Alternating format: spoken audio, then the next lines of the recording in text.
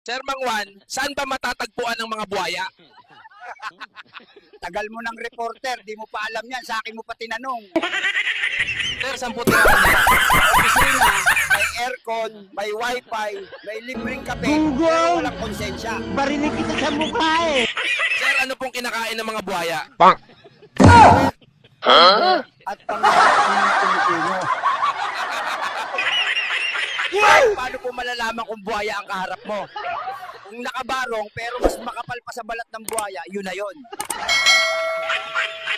Sir, saan nagpupunta ang buhaya pagkatapos ng termino?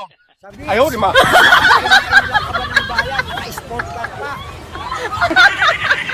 Sir Mangwan, anong natural habitat ng buhaya? Session hall, at minsan, birthday party ng kapwa buhaya. May alam po ba kayong buhayang mabait? Meron. Yung natalo sa eleksyon.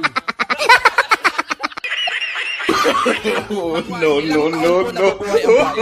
Depende kung maubos ang pondo. Sir, Mangwan, natutulog ang buhaya.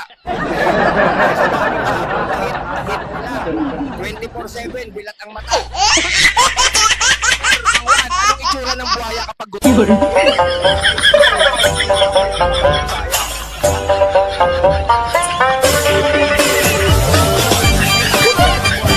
Meron, takot, mawala ng pork barrel.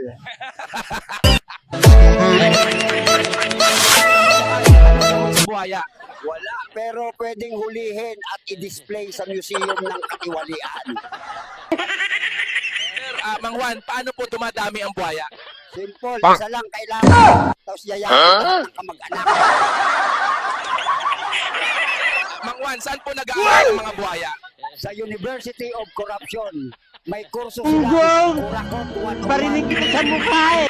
Mas magaling kami ko dyan. Tanga talaga. Kasi Kaya gusto mo akong lamunin eh. Pero Kaya nga, ikaw alam kung magaling ang tsamba mo, malakas eh. Sir, Para Mangwan, sipit ng inchik. lumalaki Kapal din po mukha ang nyo. buhaya. Oo, Pwede sa magtanong. kabanang bahay. Galing mo pala dyan ah. Hindi ko alam ah. Parang may nahamoy ako hindi maganda. Pag day off, Di totoo yan. Galing ka ba? Ka nasisira ulo. Bilang ng Sa atin- pera sa atin lang habang to. nakaputs pa. Bola lang yan. Gusto mo mamaya report eh. nag-evolve din po ba ang buhaya? Oo, dati nasa ilog, ngayon nasa kongreso. Sir, marunong po bang magpanggap ang buhaya? Sila nga gumawa ng salitang serbisyong publiko. Sir, may kaaway din po ba ang buhaya? Meron, kapwa buhaya na ayaw magbahagi.